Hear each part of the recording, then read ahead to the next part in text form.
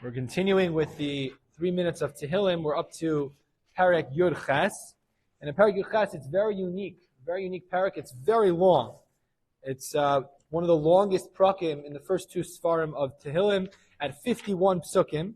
This is also very similar, the Mefarshim point out, to Shmuel Bey's Perek Chav Beis, which is known as Shiras David, the song that David composed.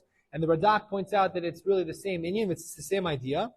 Interestingly, there are 365 words in it, and also 365 words in the two luchos, the two parashas of the luchos, the first and the second. And there's two basic parts to the mizmor. There is the first part, which is psukim aleph through chaf, which is very strong tone, a very strong Hashem. David's thanking Hashem for preventing his enemies from helping him. And then after psukim Chav Aleph through the end, through Nun Aleph, is really David talking about this active role that he played defeating his enemies.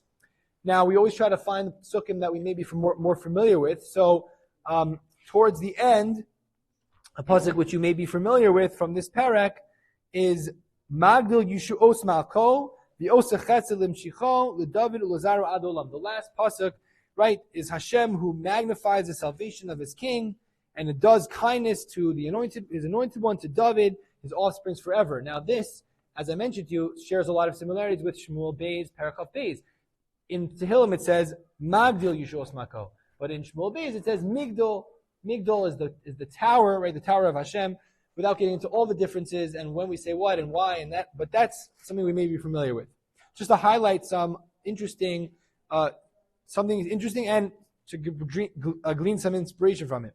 So there's a fascinating medrash in Medrash Rabbah, in Medrash Eicha Rabbah, Sikta Lama. The medrash says there were 4 kings.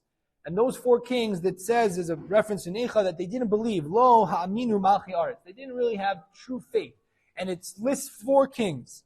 Arba malachim hayu. There were 4 kings. David, v'asa, v'Yehoshaphat, v'Chizkiyahu. Each of those kings lacked a certain level of faith.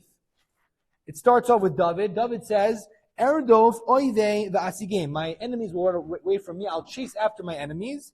And then he says, Hashem will take care of the rest. Amar lo HaKadosh Baruch Hu, ani osakein. I'm going to do it. Right? I'm going to be the one to defeat your enemies. Then as the kings progress, they seem to have less faith in themselves. The next one is Asa, and then Yehoshaphat, and then Chizkiyahu. Yehoshaphat says, all I could do really is I could sing to Hashem, but really I can't do anything. I can't fight my enemies. Only Hashem could do it. And then last is Chizkiyahu. He says, I can't even sing. I can't even do a shira. Just I'm going to go to my bed and I'm going to daven and Hashem will save us. Obviously, all these kings fought wars. What are we talking about? They didn't really trust. And what are we contrasting with David and these other 4 kings?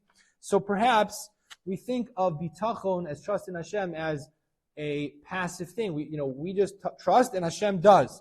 And I think maybe the Medrash is suggesting that on a certain level, if we know we're doing the right thing, if we know that we're fighting the good fight, then we really should have more confidence in ourselves. And knowing Hashem is the one telling me that I should fight this battle, telling me that I'm the right, I'm in the right fight. So then why am I timid? Why am I saying I can't do it? No, I should trust in myself, have that confidence, because I know that I'm doing the right thing. And not David, of these 4 kings, had the most trust in himself, the most confidence in himself, which was actually a sign that he had more faith, whereas you may have thought it's frummer to say, no, I can't do anything, Hashem does everything, but rather the Medrash is saying, if you really know that you're doing the right thing, you should have more trust in yourself rather than less.